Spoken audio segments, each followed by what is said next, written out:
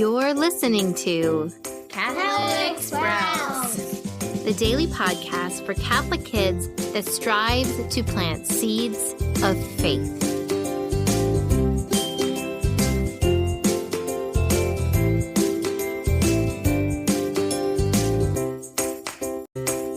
Hey there, Sprouts. Today is Friday, August 26th, 2022. This week on the Catholic Sprouts podcast, we're talking about the universal call to holiness, how if we all become holy, we'll change the world. How love for Jesus Christ is the motivation to become holy, to do more than the bare minimum. Talked about the first two parts of this, how any normal Christian can become holy. Number one, practicing virtue, especially faith, hope, and love. Number two, prayer, which is a relationship with Jesus Christ. And today we're going to talk about grace. Now, what is grace? Well, grace is something utterly undescribable, but I hope that you experience it in your life as a Christian. Grace is God's gift of himself. Now, that maybe is still really hard to understand, but think about this. We know that God is the source of all things good. He is the source of truth, the source of beauty, of the source of love. He is love himself. So God is all things good. And we receive part of God. God gives us a piece of himself, and that piece of himself is grace. It is what carries us through. It is what allows us to practice virtue because, on our own, we're pretty imperfect. We struggle, we fall down. Grace is what allows us to forgive ourselves, to keep going. Grace is what bonds two people together through the sacrament of marriage and makes a family. Grace is what allows us to do things we never thought possible with the gifts of the Holy Spirit. And so as you can tell from my descriptions, hopefully, we can receive grace all sorts of ways, but the number one way, the way that we receive the most grace, is through the sacraments. In fact, the sacraments are like a super highway of grace. We get like supercharged, crazy amounts of grace through the sacraments. So here is what I want you to know.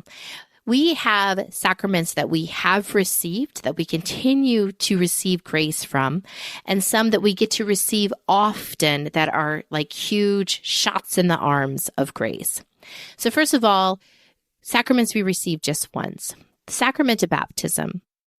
Chances are all of you have been baptized, and through that you died and were reborn as a child of God. You have been made an heir of the Most High King. That is incredible. And through this, the very fact that you are baptized, you have access to a tremendous amount of grace.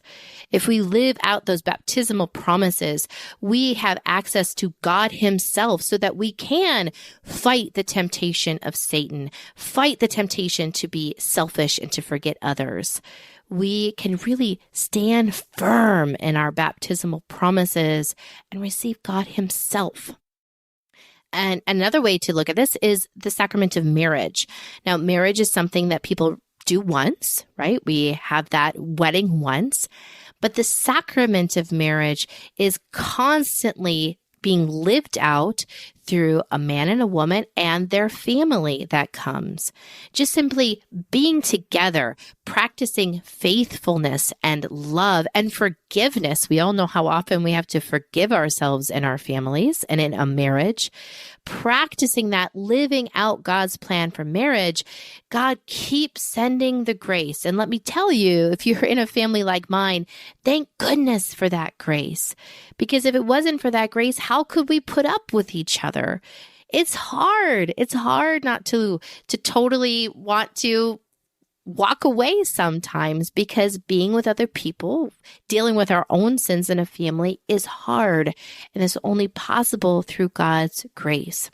Now, of course, there's two other sacraments where we can receive them often.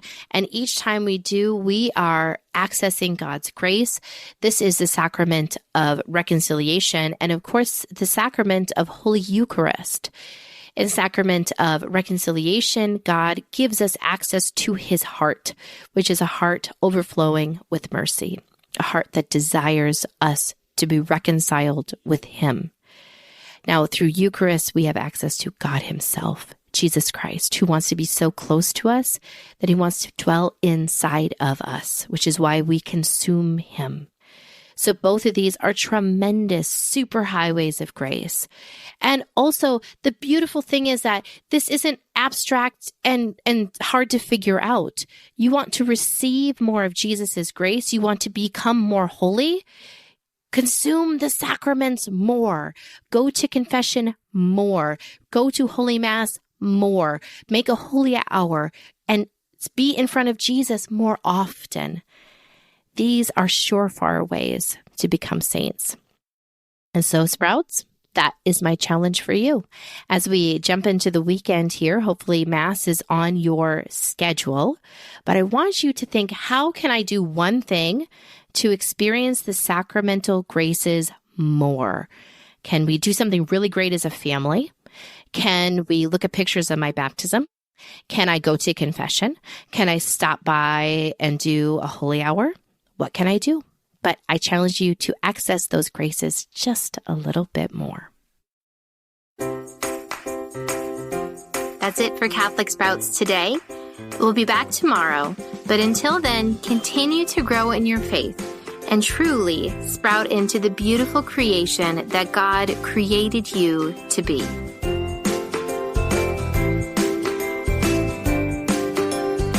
Just one more thing, Sprouts. I hope that you are planning to join us for the Be a Saint Kids Club, which launches on September 1st. Starting on that day, this podcast will sound a little bit different as we endeavor to become saints. Our first saint that we are talking about is Blessed Carlo Acutis, who will spend the whole month reminding us the powerful gift that we have in the Eucharist. To sign up to join us, simply check the notes for this podcast episode to find the direct link.